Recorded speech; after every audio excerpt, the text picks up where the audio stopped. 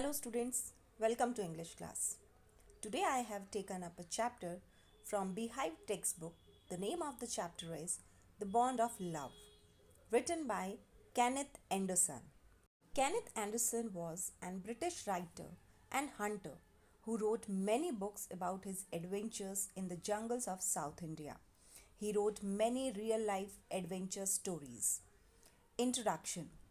The Bond of Love is a story of love and affection between a human being and an animal. The bond of love has power to bind all human beings and animals. Animals can also feel the heat of separation and express their own anger in a typical way. So, in this story, the writer tells us about the bond of love that existed between his wife and Bruno, a bear. When the bear was brought, it was a cub. When the bear grew, it was sent to a zoo, and separation of author's wife with the bear became unbearable.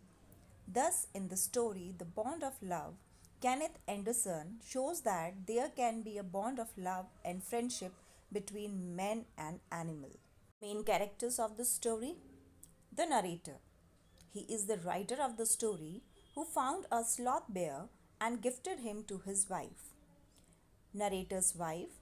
She was a kind woman who loved the bear a lot and treated him like her child.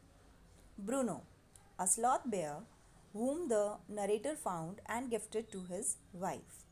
The curator, a zookeeper who took care of Bruno at the zoo and informed the narrator's wife about its condition. The superintendent, a kind-hearted man who allowed the narrator's wife to take Bruno with her. Now the detailed summary of a chapter. The narrator finds a bear cub. The writer found a bear cub by chance when he and his friends were passing through the fields of sugarcane near Mysore. People were driving away the wild pigs from their fields by shooting at them. Then they spotted a sloth bear. His friend shot towards the bear and it died. After the sloth bear died, her cub, which was riding on her back, ran around her dead body making a sad noise. The narrator caught the bear cub and gifted him to his wife. The narrator's wife felt so happy on seeing the bear and named him Bruno. She treated him as her own child and took good care of him. She gave him many things to eat and drink. He ate porridge, vegetables, fruits, nuts, meat, rice, eggs, and drank tea, milk, beer, coffee, etc. Bruno spent his time in playing with the pet dogs of the narrator and their tenant children.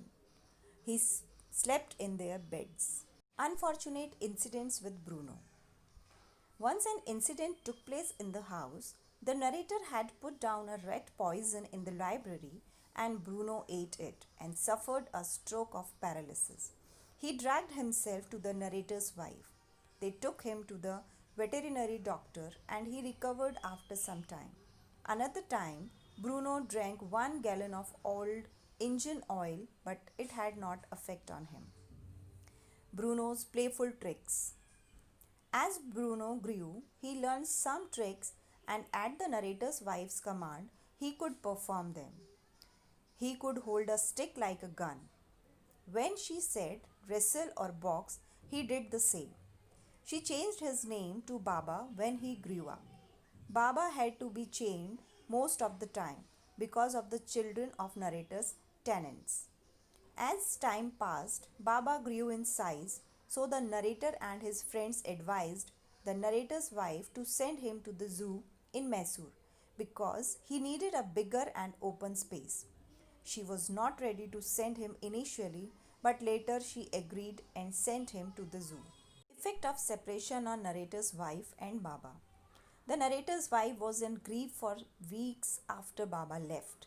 She wrote the letter to the curator of the zoo to know about Baba.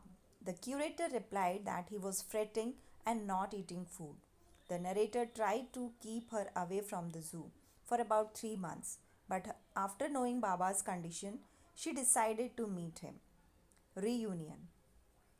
The narrator took his wife to the zoo Some of her friends told her that Baba would not recognize her, but when she went to the zoo, Baba recognized her at once and became very happy.